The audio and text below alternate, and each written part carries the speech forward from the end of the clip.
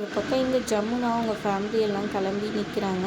கோயிலுக்கு தானே நானும் வரேன்னு பாட்டி சொல்ல, அதெல்லாம் ஒன்றும் வேணாம்மா, நீ வந்துட்டு எப்படி வந்துட்டு இந்த காலை வச்சுட்டு நடந்து வருவ, உன்னை கூட்டிகிட்டு அலைஞ்சிட்டு இருக்க முடியாதுன்னு சொல்கிறாங்க. சரி, எனக்கு தான் கால் இதுவாக இருக்குல்ல, இப்போ வந்துட்டு நீங்கள் ஐலியை கூட்டிகிட்டு போங்க, அவள் நல்லா தானே இருக்கா அப்படின்னு சொல்லிட்டு சொல்ல, ஆமாம் நல்ல கரையத்துக்கு போகிறதுல இவளை கூட்டிகிட்டு போகணுமா அப்படின்னு சொல்லிடுறாங்க. விடுங்க பாட்டி, அவங்க போயிட்டு வரட்டும்.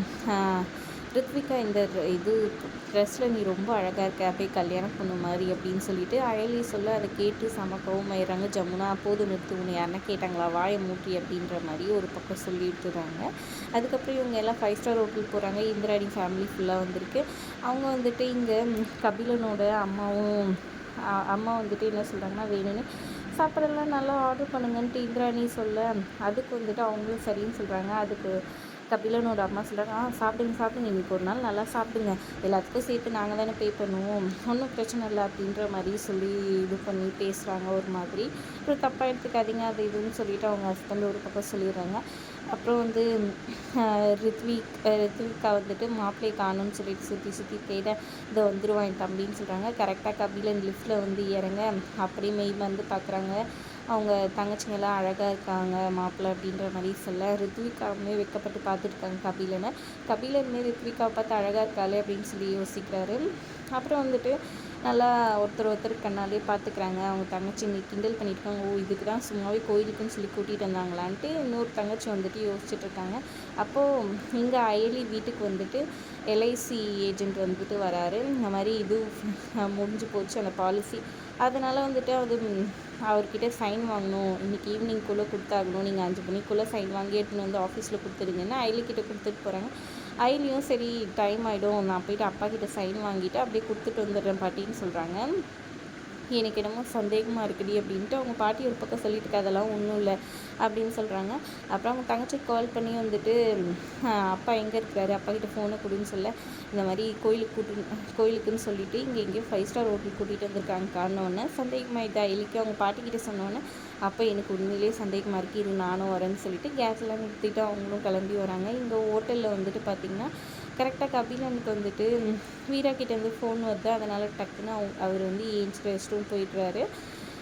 இந்த கேப்பில் அயலி கரெக்டாக வந்துட்டு இது பண்ணி விசாரிச்சுக்கிட்டு அந்த இடத்துக்கு வந்துட்டு வராங்க. அவங்க பாட்டியோடு வந்து திறந்து பார்த்தா கடுப்பாயிடுறாங்க. இந்திராணியும் அவங்க தம்பிக்கிட்ட போகிறாங்க. போயிட்டு என்னடா பொண்ணு பிடிச்சிருக்கான்னு சொல்லி கேட்க, உங்கள் இஷ்டம் தான் அக்கா, உங்களுக்கு பிடிச்சிருந்தா எனக்கும் ஓகே தான், ஒன்றும் பிரச்சனை இல்லை அப்படின்னு சொல்ல, அப்போ எனக்கு பிடிக்கலன்னா வேணான்னு சொல்லிடலாமா, சரி நான் போய் வேணான்னு சொல்லிடுறேன் அப்படின்ற மாதிரி சொல்ல, ஐயோ அதெல்லாம் இல்லைக்கா அப்படின்னு சொல்கிறாங்க. பிடிச்சிருக்குன்னு தெரியுது நல்லா அப்படின்னு சொல்லிட்டு கிண்டல் பண்ணி சிரிக்கிறாங்க. கரெக்டாக இதை பார்த்துன்னுட்டு இங்கே வந்து கல்யாணத்தை பற்றியெல்லாம் பேசிகிட்டு இருக்காங்க. இந்திராணி வந்தோடனே உங்கள் பொண்ணுக்கு வந்து என் தம்பியை பிடிச்சிருக்கா அப்படின்னு சொல்லி கேட்க, என் தம்பிக்கு வந்து உங்கள் பொண்ணை ரொம்ப பிடிச்சிருக்கு அப்படின்னு சொல்கிறாங்க. ரித்விகா அவனுக்கு பிடிச்சிருக்கான்னு சொல்லி கேட்க, ரித்விகா சந்தோஷமாக பிடிச்சிருக்குன்ற மாதிரி வைக்கப்பட்டே சொல்கிறாங்க. அவ்வளோதான், இதுக்கப்புறம் என்கேஜ்மெண்ட் ஃபிக்ஸ் பண்ணிடலாம் அப்படி இப்படின்னு சொல்லிட்டு இருக்காங்க. இதை கேட்டோன்னா பாட்டிக்கும் வந்து நீ இருக்கும்போது எப்படி இவளுக்கு பார்க்கலாம், வெக்கமே இல்லாமல் அவளும் சரின்னு சொல்கிறாளேன்னு சொல்லிட்டு கோவமும் போய் அவங்கள திட்டுறேன்னு சொல்லிட்டு போக, அதெல்லாம் வேணாம் பாட்டி அமைதியாரு, அவள் வாழ்க்கை நீயே கெடுத்துடாதுன்னு சொல்லிட்டு அயலி சொல்லி கூட்டிகிட்டு போயிடறாங்க. அவங்க உள்ளே கதவு சாத்திட்டு போக கரெக்டாக கபிலன் வந்துடுறாரு. அப்புறம் கபிலனும் வந்துட்டு ஓகேன்ற மாதிரி சொல்லிவிட்டு அப்புறமா எல்லாம் இது பண்ணிவிட்டு கிளம்பிடுறாங்க. இங்கே பார்த்திங்கன்னா அயலியோட பாட்டி ரொம்பவே கோவமாக வீட்டு வாசலில் உட்காந்துட்டு கோவமாக சொல்லிட்டு இருக்காங்க, இப்படி பண்ணிட்டாங்களே, உனக்கு உன் வாழ்க்கையை பற்றி யோசிப்பேலி, உன்னை பற்றி அப்படி இப்படின்னு சொல்ல, எங்கள் பேர் பாட்டி இப்போ இதில் என்ன ஆயிடுச்சு, நீ இதெல்லாம் யோசிக்காத அப்படின்ற மாதிரி சொல்லிட்டு இருக்காங்க. ஆனாலும் அவங்க கோவமாக திட்டிருக்க கரெக்டாக அவங்க மாமா வராரு. மாமா வந்தோடனே வந்துட்டு மாமா கிட்ட எதுவும் சொல்லாதுன்னு அயலி சொல்ல, ஆனாலும் பாட்டி வந்துட்டு எல்லா விஷயத்தையும் சொல்கிறாங்க. அதனால் அவருமே கடுப்பாயிடுறாரு. இங்கே பாருங்கள், நீங்கள் 2 பேரும் உணர்ச்சி வசப்பட்டு பேசியிருக்கீங்க, நான் சித்திக்கிட்ட என்ன சத்தியம் பண்ணேன்னு உங்களுக்கு தெரியும்ல அப்படின்னு சொல்லி சொல்கிறாங்க. சின்ன வயசு எதுவும் அப்படிங்கிறாங்க. அவங்க அப்பா, சித்தி, இவங்க எல்லா ஃபேமிலி எல்லாமே வந்துட்டு பஸ்ஸில் போயிட்டுருக்காங்க. அப்போ பஸ்ஸில் திருடங்க வந்துட்டு எல்லா இதுவும் வந்துட்டு பஸ்ஸை நிப்பாட்டிட்டு எல்லாத்துக்கிட்டையும் பிரச்சனை பண்ணுறாங்க. அதோட எபிசோட் முடியுது. வீடியோ பிடிச்சிருந்தா லைக் பண்ணிக்கோங்க. தேங்க்ஸ் ஃபார் வாட்சிங்.